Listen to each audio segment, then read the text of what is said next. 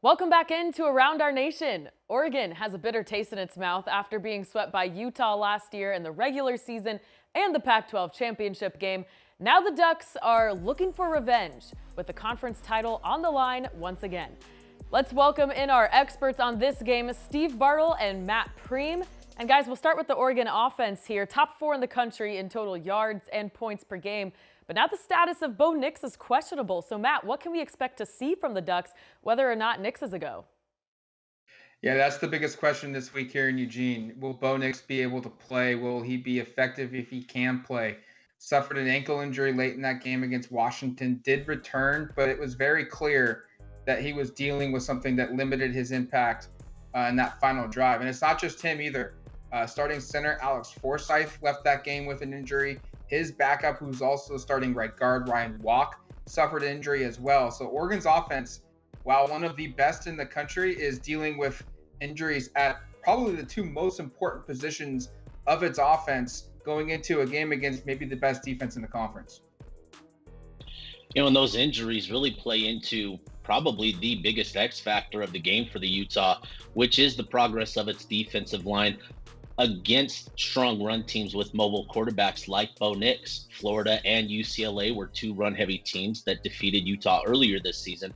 However, the progress of Utah's defensive front, particularly 330-pound defensive tackle Samote Pepa and defensive end Jonah Ellis, have been big boosts to the production up front and to the play of the defensive line as a whole. With nearly a full season of games under their belts now, how much progress this group has truly made appears to be the big X factor for Utah heading into the Oregon matchup. On the other side of the ball, Steve, we know the Utah coaching staff loves their tight ends. What kind of challenges do the Utes bring with it to Eugene? Yeah, when you're talking about Utah tight ends, it starts with Dalton Kincaid. He's emerged as one of the top pass catching tight ends in the entire country. He is currently graded by Pro Football Focus as the highest pass catching tight end in the country.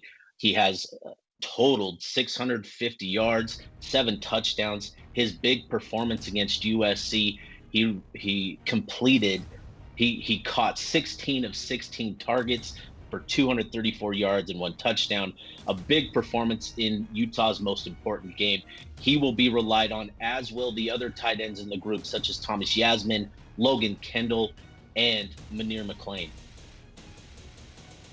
Oregon's defense, Dan Lanning was very upfront and honest about it Saturday night, and then again Monday night when he reviewed the film against Washington. They're not playing good, and that's putting it very lightly. They are very bad against the pass.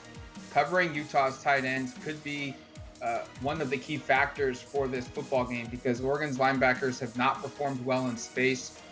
They've got the talent to stop the run, and Utah is also a run-heavy team there too. But we've seen time and time again opponents this season be able to throw for big yardage on Oregon's defense.